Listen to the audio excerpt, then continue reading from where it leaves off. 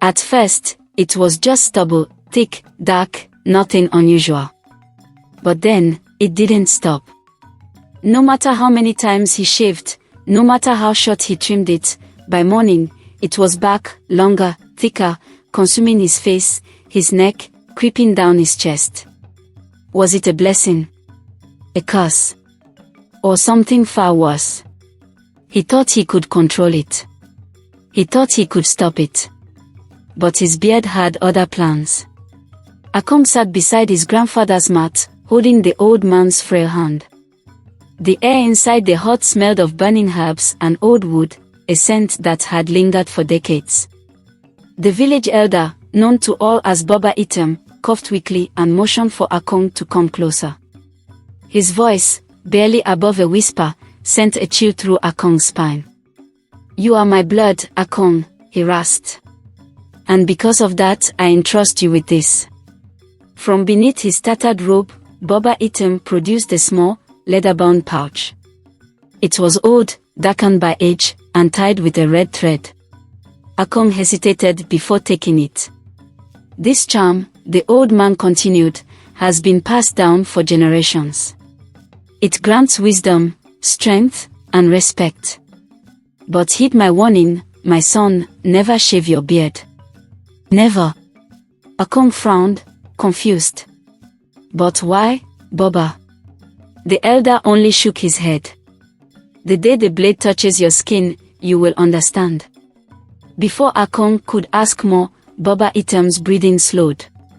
Then, with one final exhale, he was gone. The village lost its wisest man that night, and Ekong, unknowingly, had just inherited his greatest burden. If you're still reading, comment "I'm intrigued" below. What would you do if you received such a warning?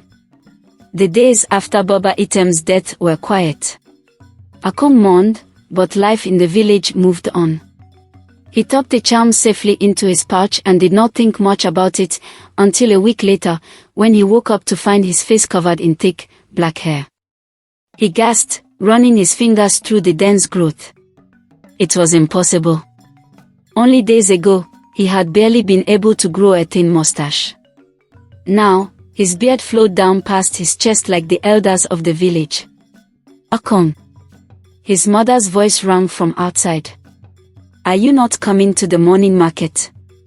He quickly tied a cloth around his face, covering most of the beard. He did not want to alarm her. Stepping outside, he was greeted by the usual bustle of village life, the smell of roasted plantains, the sound of traders calling out their wares, and the distant laughter of children playing near the river. As he walked through the village, he noticed something strange. The people looked at him differently. They stepped aside with respect, nodding as he passed. Even the village chief, who rarely acknowledged him, paused and inclined his head slightly. "You are changing, Ekong," his uncle Odo observed that evening as they sat around the fire. "Your beard, it carries the weight of an elder. Perhaps Baba Item truly left you something powerful." Ekong didn't know what to think. Was this a blessing? Or something else entirely? But then, that night, as he lay in bed, he felt something strange. His beard moved. On its own. If you're still reading, type "This is getting creepy" in the comments. Would you be afraid or excited if this happened to you? Ekong jolted upright in his bed, heart pounding. He was sure of what he had felt. His beard had shifted, as if it had a life of its own. He ran his fingers through it, searching for any explanation. Perhaps it was the wind. No, the air in his hut was still. He swallowed hard and lay back down, trying to convince himself it was his imagination. But just as sleep began to take him, he felt it again. A slow, deliberate twitch, as if unseen fingers were running through his hair. He leapt to his feet, knocking over a clay pot in his panic. His mother, startled by the noise, called from the other room. "Ekong. What is it?" "Nothing, Ma," he replied quickly, gripping his chest as he tried to steady his breathing. Just a bad dream." She mumbled something and went silent again. But Ekong sat awake for hours, staring at his reflection in the moonlight basin of water beside his bed. His beard, thick and heavy, did not move again that night. But he could not shake the feeling that something was wrong. If you're still reading, comment "something is not right" below. What would you do if your beard started moving on its own? Despite his fears, Ekong could not deny the benefits his beard had brought him. Wherever he went, people treated him with newfound reverence. Traders gave him discounts at the market, strangers greeted him with bows, and even the village elders invited him to sit closer during council meetings. It was unheard of. He was not yet 30, but already, people whispered his name in the same breath as the wisest men in the village. One evening, as he sat by the riverbank, an old woman approached him. Her face was lined with years, and her back was bent with age, yet her eyes were sharp. "You remind me of your grandfather," she said, squinting at him. "His wisdom, his presence. Even his beard." Ekong smiled uneasily. "Thank you, Mama. He was a great man." The old woman chuckled, but there was something unreadable in her gaze. "Yes, he was. But tell me, boy, have you heard them yet?" Ekong froze. "Heard what?" She leaned in, her breath warm against his cheek. "The whispers in the air." A chill ran through him. Before he could ask what she meant, she turned and hobbled away into the night, leaving him alone with the sound of the rustling trees. He looked down at his beard. It was still. Silent. But then, just as he was about to turn away, he heard it. A whisper. So faint, so distant, that he almost thought he imagined it. If you're still reading, type "I heard it too" in the comments. Do you think Ekong should shave the beard or keep it? Ekong's breath itched as he strained to hear again. But the night had fallen silent, the only sounds coming from the chirping crickets and the distant hoot of an owl. Had he imagined it? He hurried home, his skin prickling with unease. As he reached his hut, he hesitated before stepping inside. Something felt different. The air was heavier, the shadows darker.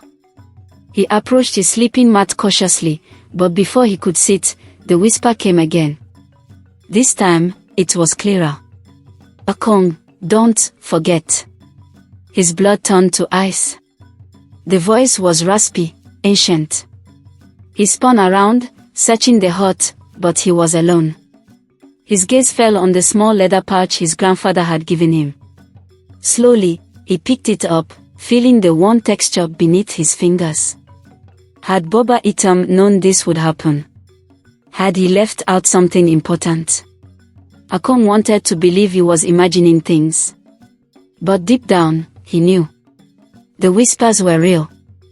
And they were coming from his beard. The next morning, Ekong sought out his uncle Udo, the only other person who had been close to Boba Itam. If anyone knew the truth behind this strange inheritance, it was him. He found Udo sitting beneath the great baobab tree, chewing on a kola nut. His eyes flicked to Ekong's beard, and something flashed in them, recognition, or perhaps fear. "You've come with questions," Udo said, cracking the nut between his teeth. Ekong nodded. "I need to know. My beard, something is wrong. I hear whispers, and it won't stop growing." Udo sighed and motioned for him to sit. "You were warned, weren't you? Never to shave it." "Yes. But why?" The old man studied him before speaking. "Because your beard carries the spirits of our ancestors." Ekong stiffened. "What?" "The men in our lineage, the chosen ones, do not just wear beards. They wear the weight of the past. When your grandfather died, the wisdom, the burdens, and the voices of the ancestors passed to you." Ekong's heart pounded. "And the whispers? They are the voices of those who came before you. They guide you, but they also carry the knowledge of dark things. Some things that should not be known. Ekong felt his stomach turn. His beard was more than just hair, it was a vessel for the dead. But what happens if I shave it? Udo's face darkened. Then you release them.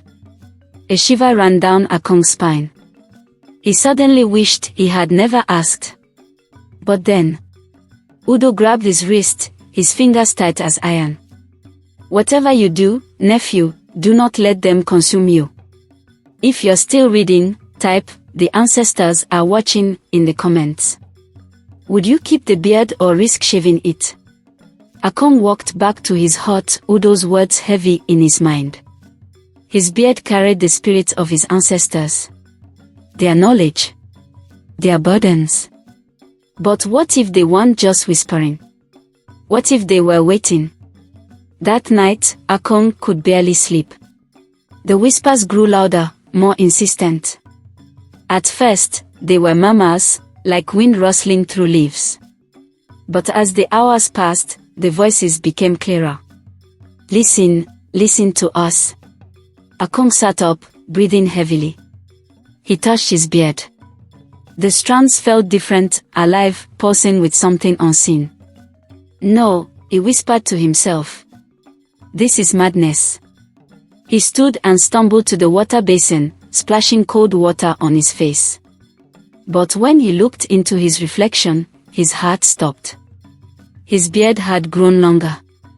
Much longer. It now reached his waist. A fresh wave of panic washed over him. He had trimmed it just yesterday, but it was growing faster, too fast. Then, a new whisper came. This one is distinct. We are not just voices, Ekong. We are here. And soon, you will see us. Ekong staggered backward, knocking over the basin. His chest rose and fell rapidly. See them. What did that mean? If you're still reading, comment, "They are coming," below. Would you be able to handle hearing voices from beyond? Ekong could not stay in his hut any longer. He ran outside, his feet carrying him toward the river. He needed air, space, anything to clear his head. The night was still, except for the distant croaking of frogs. The village was asleep. But as he knelt by the river's edge, staring at his reflection in the water, something else stared back at him. At first, he thought it was just him, his beard, thick and wild. But then, a face formed in the strands. Ekong gasped, stumbling away. But the face remained, shifting within his beard like a shadow in the water. It was old. Wrinkled. Eyes hollow, yet full of knowledge. Ekong, the voice came from nowhere and everywhere at once. Ekong gripped his chest, his breath ragged. Who are you? The face twisted, the beard shifting like 1,000 moving snakes. You know who I am. Ekong's mind raced. He did know that face. It was his grandfather. His hands shook as he reached up, fingers grazing the hair. Baba Item. The face in his beard blinked slowly. You have begun to see. And soon, you will learn the truth. The vision disappeared, the beard settling back to its normal form. But Ekong could still feel it, the weight of his ancestors clinging to him. He was no longer just a man. He was something else. Something more. And he was afraid of what that meant. Ekong sat by the river, his body trembling as the vision of his grandfather faded from his beard. His breath came in shallow gasps, his mind reeling. He had seen his grandfather's face, felt his presence. It wasn't just whispers anymore. The ancestors were truly with him. But why? You will learn the truth, Baba Item had said. What truth? Ekong clenched his fist, frustration bubbling inside him. If the spirits wanted to speak, why did they only give riddles? The wind rustled through the trees, and suddenly, the whispers in his beard returned. Seek the one who was forgotten, the one who was cast out. Ekong froze. The voice was different this time, deeper, filled with sorrow. Who? He whispered into the night. Who are you talking about? The wind howled, and for a brief moment, Ekong felt as though unseen hands were pulling at his beard, guiding him somewhere. Find him before it is too late. The whispers faded, leaving Ekong alone with the sound of his pounding heart. Who was the forgotten one? And why did the spirits fear time was running out? If you're still reading, comment who was cast out below. Do you think Ekong should follow the whispers? By morning, Ekong had made up his mind. He would not wait for the spirits to give him more riddles, he would search for answers himself. The only problem was, he had no idea where to start. Then, he remembered something. Years ago, when he was just a boy, there was a man who had been banished from the village. A man accused of practicing forbidden magic. Old Meki. Ekong had barely been 10 when the elders had cast Meki out, warning that his rituals went against the gods. The village had stopped speaking his name, as if erasing him from memory would remove his existence. Could he be the one the spirit spoke of? Ekong knew one thing for sure: if Meki was still alive, he would be deep in the forbidden forest beyond the river. No one ever went there. It was said the trees whispered secrets, and the air was thick with unseen eyes. But Ekong had no choice. Wrapping his growing beard around his shoulders like a cloak, he stepped away from the village and into the shadows of the unknown. But just as he crossed the river, the whispers in his beard turned into something else. Not words. No warnings. But laughter. Ekong hesitated at the river's edge, his reflection shifting in the water. His beard was heavier now, thick like the roots of an ancient tree. But what unsettled him most was the laughter, low, eerie, and coming from within the strands. Go back, one whisper urged. No, another voice countered. Move forward. Ekong clenched his fist. If the spirits themselves were divided, then he was truly walking a dangerous path. But he had no choice. He needed answers. Taking a deep breath, he stepped into the forbidden forest. The air changed instantly. The warmth of the village disappeared, replaced by a chilling dampness. Thick vines hung from towering trees, and the ground was soft beneath his feet, as if it were swallowing his steps. Strange sounds echoed around him, clicks, rustles, whispers. As he pushed forward, he felt something tug at his beard. It was subtle at first, like the wind catching loose strands. But then, it yanked. Ekong spun around, his heart pounding. No one was there. He exhaled sharply, willing himself to move on. But just as he took another step, a voice, clearer than any he had heard before, cut through the trees. You should not have come, child of Etam. Ekong froze. He turned slowly, his skin crawling. Sitting on a fallen log, half hidden by twisted roots, was Meki. If you're still reading, comment, Becky has returned, below. Do you think he will help Ekong or turn him away? Becky looked exactly as Ekong remembered, tall and wiry, his face lined with age, his eyes sharp and knowing. His beard, though nothing compared to Ekong's, was streaked with silver, and his long fingers tapped lazily against his knee. You walk with shadows clinging to you, Becky said, his gaze settling on Ekong's beard. The ancestors speak to you, don't they? Ekong hesitated, then nodded. They whisper. They show me things. But they don't tell me the truth. Becky let out a dry chuckle. Because the truth is dangerous. Ekong stepped forward. Then tell me. The spirits led me to you. What am I carrying? Why won't my beard stop growing? Becky's expression darkened. Because your grandfather bound something to you. Something that should have stayed buried. Ekong's chest tightened. Bound? What do you mean? Becky sighed and rose to his feet. Come. If you truly wish to know, then you must see for yourself. He turned and began walking deeper into the forest. Ekong hesitated. Every instinct told him to turn back.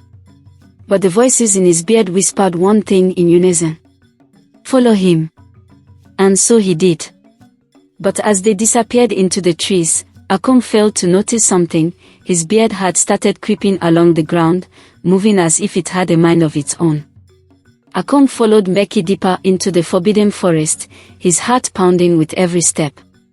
The thick trees loomed overhead, their twisted branches blocking out the sun. The further they walked, the colder the air became, as if they were stepping into another world. Mbeki finally stopped before a massive tree with a hollow trunk, its roots coiled around something buried beneath the earth. He turned to Ekong, his grave. This is where it began, Mbeki said. Ekong frowned. What do you mean? Mbeki reached into the folds of his robe and pulled out a small wooden carving. It was old, worn smooth by time. Ekong recognized it immediately. It was the same symbol etched onto his grandfather's pouch. Your grandfather made a deal, Mbeki continued. A dangerous one. He sought knowledge, wisdom beyond human understanding. But wisdom has a price. Ekong felt the hair on his arms rise. What did he do? Mbeki pointed to the tangled roots. He buried a spirit here, a restless soul, once a great oracle, but cursed for his arrogance. Your grandfather bound him to your family's bloodline, weaving his essence into your beard. That is why the ancestors whisper to you. That is why your beard won't stop growing. Ekong's stomach twisted. His grandfather had trapped a soul. But why me? He asked. Why now? Mbeki's gaze darkened. Because the binding is breaking. And when it does, the spirit will no longer whisper. Ekong swallowed. Then what will it do? Mbeki's eyes bored into him. It will take over. If you're still reading, comment "The spirit is waking" below. Do you think Ekong should try to undo the binding or embrace his fate? That night, Ekong could barely sleep. His beard was heavier, the whispers louder. But there was something worse, it was moving. At first, it was just a slight twitch, like the shifting of grass in the wind. But then it grew, long strands uncoiled, stretching out like grasping fingers. Ekong gasped, stumbling back. He grabbed a knife, his hands shaking. Could he cut it off? Break the curse? The whispers turned into a scream. Do not. Ekong dropped the blade, his body paralyzed with fear. His beard pulsed, twisting, wrapping around his arms and legs. He couldn't move. He couldn't breathe. Then, as suddenly as it had started, the beard released him. Ekong gasped for air, collapsing onto the floor. The whispers returned, softer now, but filled with warning. The spirit is waking, and soon, it will want a body. Ekong ran back to Mbeki the next morning, his beard dragging along the forest floor like a second body. The old man took one look at him and sighed. It's already begun, Mbeki muttered. Ekong clenched his fist. How do I stop it? Mbeki hesitated. There is only one way. Ekong leaned forward, desperate. Tell me. Mbeki's voice was solemn. You must burn the roots where the spirit is bound. But be warned, if the spirit escapes before it is destroyed, it will take you instead. Ekong felt a cold dread settle in his bones. The whispers in his beard hissed in protest. Do not betray us. But he had no choice. If he didn't act now, soon he wouldn't be Ekong anymore. That night, Ekong returned to the sacred tree with a torch in hand. Mbeki stood beside him, gripping a bundle of dried herbs. You must be fast, the old man warned. Ekong nodded, swallowing hard. He knelt before the tangled roots and set the torch against them. The fire caught instantly. A violent screech tore through the air. The ground trembled. Ekong's beard whipped and thrashed, the spirit inside it fighting to break free. Mbeki chanted, throwing the herbs into the fire. The flames turned blue, crackling with unnatural energy. Then, Ekong felt it. A force ripping through him, trying to claw its way out. His body convulsed, his vision blurred. The whispers turned into screams. "You will not escape us." Ekong gritted his teeth, forcing himself to stay upright. He had to hold on. The fire roared higher, and suddenly, his beard began to burn. Pain. Unimaginable pain. Ekong screamed, feeling as if his very soul was being ripped apart. The spirit howled. The tree split, and the silence. The fire died out. The whispers faded. And Ekong collapsed. When Ekong woke, he was lying in Becky's hut. His body ached, his throat dry. He reached up, feeling his face. His beard was gone. A wave of relief and grief washed over him. The spirit was gone. But so was the power, the wisdom, the connection to his ancestors. He was just a man now. Becky sat beside him, watching him carefully. "You did well." Ekong swallowed. "It's over." Becky nodded. "The spirit is no more." For the first time in weeks, Ekong felt free. But deep in the forest, among the ashes of the sacred tree, something stirred. A single, unbound root. Waiting. Months passed. Ekong rebuilt his life. The village still respected him, but not out of fear, out of admiration. He had faced the unknown and survived. One evening, as he sat by the river, a voice drifted through the wind. "Thank you, child of Etam." Ekong smiled softly. The ancestors were still with him. But now, he was truly his own man. And he would never forget the price of forbidden knowledge.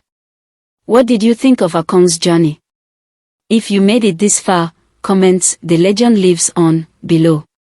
Would you have taken the risk to burn the roots?